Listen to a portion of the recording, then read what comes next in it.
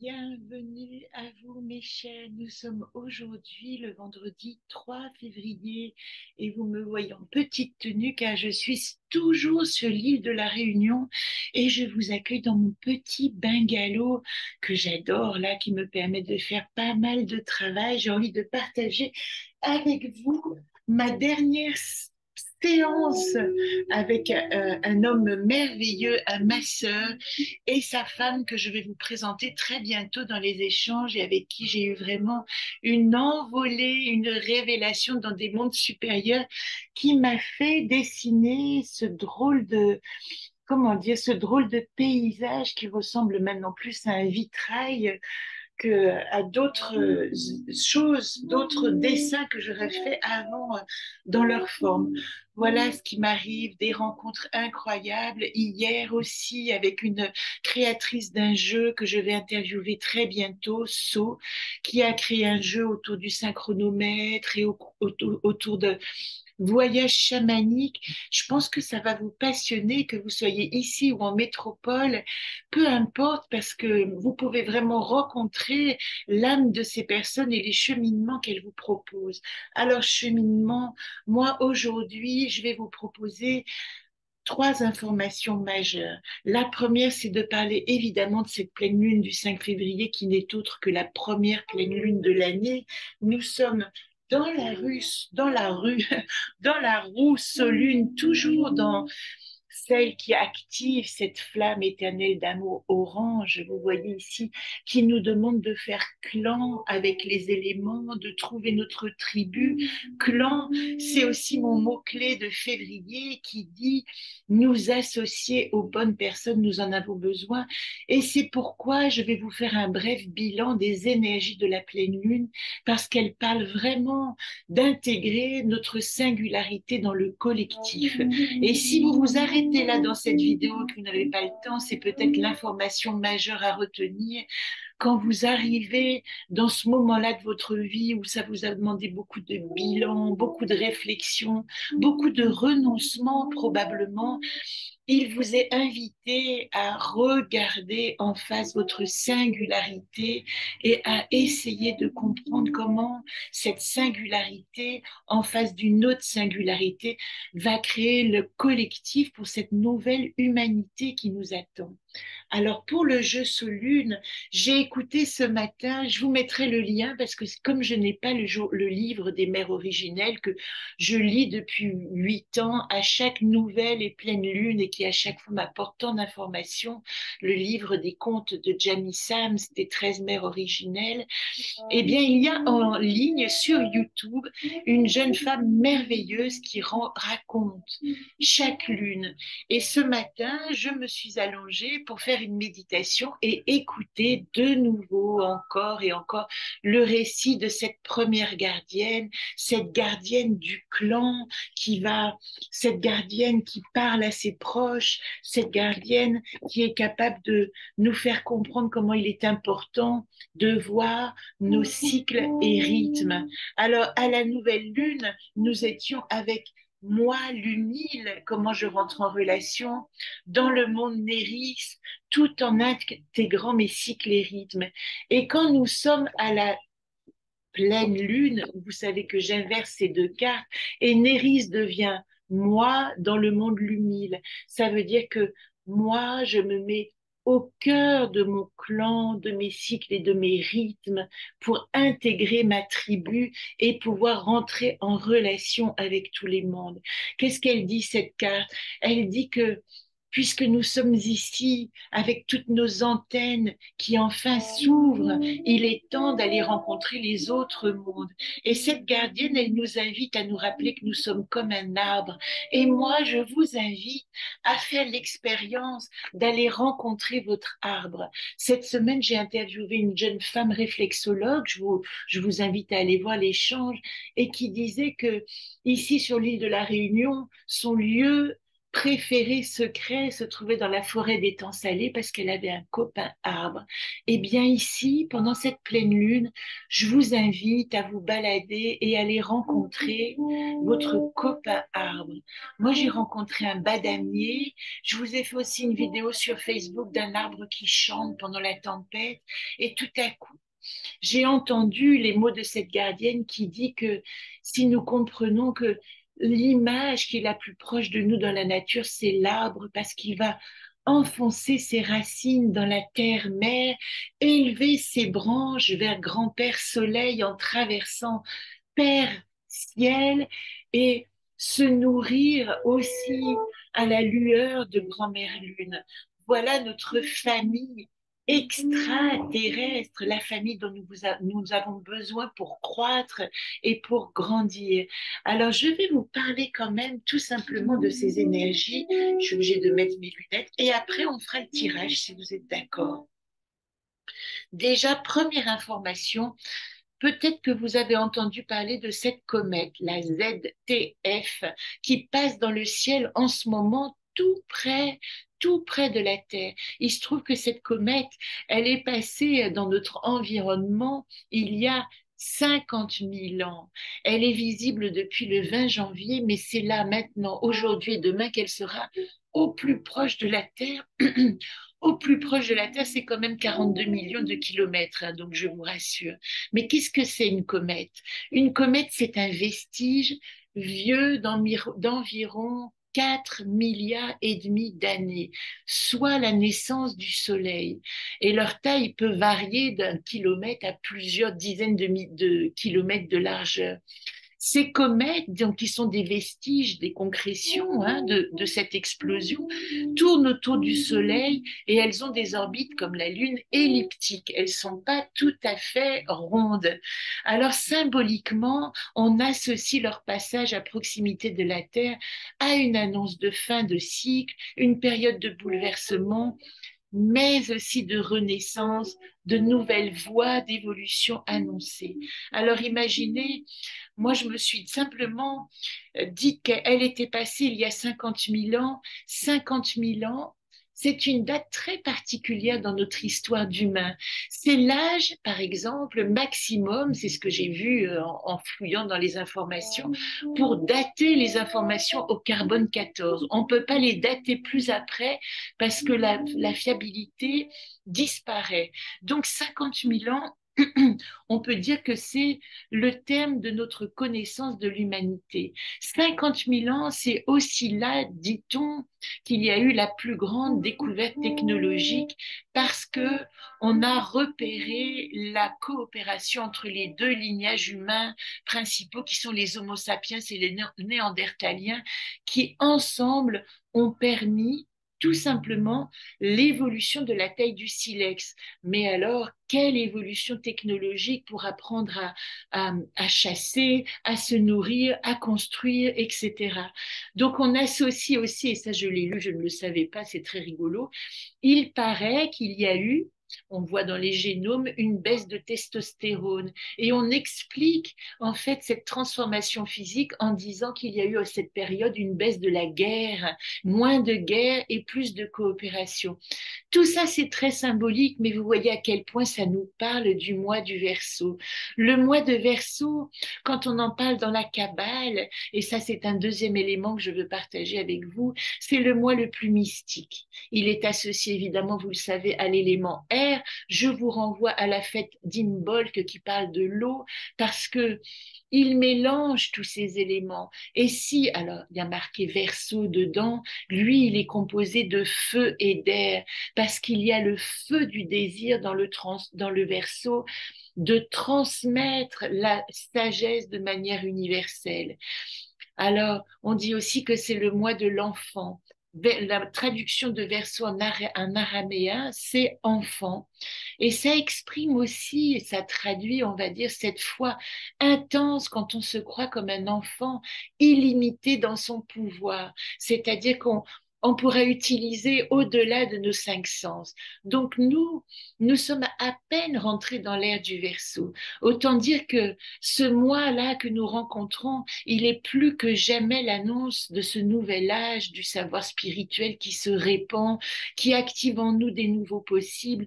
Est-ce que vous sentez à quel point nous sommes en train de changer d'humanité? Est-ce que nous pouvons réaliser à quel point il y a des signes qui montrent que la révolution humaine et spirituelle est en marche, comme si nous pouvions peu à peu intégrer que nous sommes aussi autant faits de matière que de spirituel.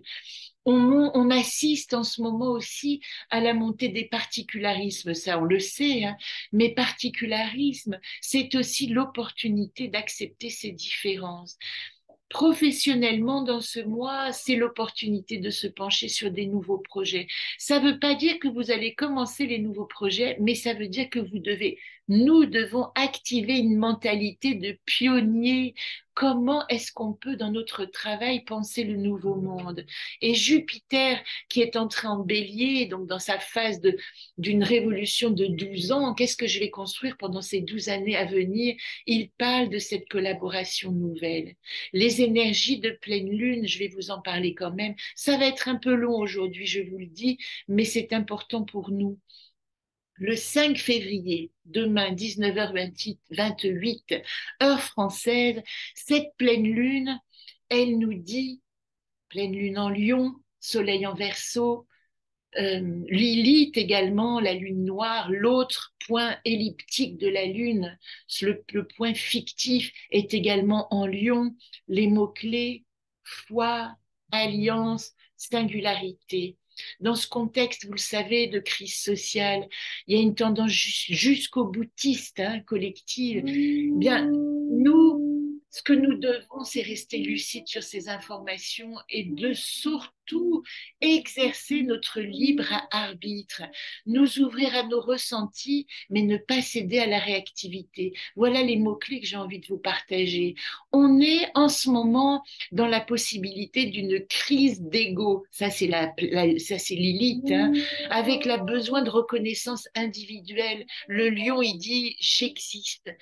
Et pourtant, dans le mois du Verseau, l'invitation, c'est vraiment d'observer la nature de l'ego pour la mettre au service du collectif. C'est vraiment d'activer l'expression singulière du lion qui va s'unir aux autres expressions singulières que l'on rencontre. Il y a une confrontation entre l'action limitée qu'on nous impose, mais aussi en nous un désir compassionnel. Ça, c'est le Verseau qui a toujours envie d'agir pour les autres, mais de quoi on part? De quelle? La compassion trouve sa source où? Et plus nous nous détachons, et plus cet amour compassionnel, il peut prendre sa dimension. Ça veut dire que on peut en ce moment observer les différences, ne pas céder aux doutes qui nous affaiblissent, traquer encore les pensées obsolètes. Ce mois du Verseau, il finit aussi quelque chose. L'entrée en vrai début, c'est Mars, le renouveau. Traquer les pensées obsolètes, travailler à faire fonctionner le collectif. C'est vraiment ça, le message de ce mois-ci. Et plus nous comprenons que cette pleine lune, elle est le précurseur des changements et même de fonds sociaux qui sont annoncés par ce Pluton qui arrive en Verseau. Est-ce que vous savez que pendant la Révolution française 1789, nous avons vécu exactement, enfin nous avons, nos ancêtres, une année 7 avec un Pluton en Verseau, avec une modification totale de la vision de la société. Et c'est pas seulement qu'on coupe des têtes, c'est qu'on coupe la pensée mentale de la société et qu'on peut tout à coup voir le monde sous un autre angle, réactivité notre capacité à penser le collectif. Moi, je trouve que c'est penser ça d'un bon augure, penser que nous sommes en pleine révolution et que ça y est, nous avons les outils pour penser le monde autrement, devenir plus intelligent. Mais intelligent, ça veut dire Être en intelligence, c'est être en bonne coopération, c'est pas seulement utiliser notre mental et surtout pas. Regardez pour cela les éléments déclencheurs de novembre 2022. Il y a toujours des boucles dans les cycles et novembre, début novembre, mi-novembre 2022, il y a eu quelque chose dans nos vies qui a été le départ de ce nouveau cycle. Donc la nécessité de transformer les relations, d'abandonner des schémas au risque que tout se brise. Alors observez également la dimension karmique. Vous savez que nous sommes, je l'ai déjà dit peut-être, mais dans une époque où il est dit qu'avec l'influence des astres, nous pouvons nous libérer du poids karmique. Ça veut dire que nous pouvons arrêter de vivre avec ce poids du passé qui nous pousse à faire des actes que nous ne comprenons pas et devenir des êtres neufs. La question ici, c'est en quoi suis-je utile pour l'humanité? C'est le temps vraiment d'harmoniser vos forces personnelles avec le cosmos. Et on en revient à cette notion de tribu. Ici, avec la force de créativité du lion, c'est magnifique. Et en maison 6, créer une alliance. Le lion dit je crée et le verso dit nous créons. Comment est-ce qu'on peut créer ensemble avec nos singularités respectives? Je vous ai parlé de Lilith qui est en lion et Lilith, elle nous force à mettre de la lumière sur ce qui est le plus caché en nous. Elle nous demande à faire face à toutes nos facettes de l'ego. Alors ça peut piquer un peu, hein, c'est pas un truc qui est le plus facile, mais activons un regard lucide, un regard peut-être d'autodérision, un regard rempli d'humilité, c'est le mot-clé, et l'autre mot-clé, c'est la confiance. On n'est que ce qu'on est, et on peut en étant que ce qu'on est, se confronter tout simplement à la simplicité de on fait ce qu'on peut, on fait au mieux de ce qu'on peut. Rien ne se fera dans l'éclat illusoire de l'ego et des masques. Tout est disponible pour notre soi quand on se met au service de l'humanité. Et puis je finis en vous disant que demain 4 février, je n'ai pas ici la roue, mais je vous ferai une photo. On rentre dans le printemps, dans les saisons chinoises. Nous avons fini l'intersaison de la Terre qui nous demandait d'intégrer cette saison du métal et de tout ce que nous avions reçu. Maintenant, on rentre dans la saison du bois et de la fertilisation parce que pour les Chinois, le mois de février, c'est le mois où peu à peu les graines vont fondre dans la terre et nous allons pouvoir faire germer nos projets. C'est ça qui compte. Alors très rapidement, et je vais m'arrêter après ça, je vous parle du tirage sous lune. Regardez. Je vous ai parlé de moi dans le monde. Activer la tribu, c'est important. Qui suis-je au sein de ma tribu pour pouvoir rentrer en relation avec tous les mondes qui constituent ma tribu? Alors, je vais vous tirer une carte de situation actuelle. C'est le jeu Solune, hein. Regardez, il y a Zolt qui se cache, le coquin. Donc, avec le jeu Solune, que vous pouvez aussi retrouver, il en reste quelques exemplaires dans la boutique, je vais tirer notre situation actuelle. Matérialiser. Udurs nous demande de féconder les germes. Vous avez intérêt, plus qu'intérêt, à trouver maintenant votre terreau fertile. C'est ce que nous dit Udurs. Le temps est venu de matérialiser nos rêves dans le réel. Ça, c'est une bonne nouvelle. Alors, qu'est-ce que nous avons en atout pour matérialiser? Nous avons Donate. Et ça, moi, je l'associe à Isis, la cinquième gardienne ici, hein, Donate, mais je l'associe aussi à Lilith, à la lune noire. Allez traquer les secrets qui vous dérangent et qui vous empêchent d'être vous-même. Rappelez-vous cette phrase, le secret nous révèle. Tout ce que nous cachons montre encore plus ce que nous voulons dire. Donc, allez au-devant et allez chercher au fond de vous ce que veut vous dire votre secret. C'est intéressant parce que cette lune noire qui parle de l'ego, elle dit bah, il serait temps d'aller derrière l'ego pour comprendre ce que je cache et qui je suis vraiment. Mise en garde, c'est Astor. Bien, Astor, vous voyez, on l'avait en début. Astor, il dit ici, C'est pas le moment de démarrer. Le jardinier, il va d'abord élaguer, planter, sarcler la terre, regarder si elle est prête à être ensemencée, vérifier sa jachère. C'est pas le moment de sauter dans l'inconnu, mais c'est le moment, et je vous l'ai dit, d'activer notre mentalité de pionnier. Ne confondons pas la précipitation dans le nouveau monde et notre réflexion active du nouveau monde. C'est ce que nous dit Astor. Et je finirai en invitation de ces merveilleuses gardiennes que j'adore. Quest. Et Quest, c'est beau parce que c'est relié à Oulp. De quoi on parle? Celle qui sème les graines de vie pour le monde de demain. Quest, soyez comme les papus du pissenlit, essaimez vos rêves et laissez-les se planter dans la terre parce que bientôt ils vont germer. Avec Quest, je vole à travers cet espace où mes rêves constituent mon air, mon oxygène, mon horizon réel.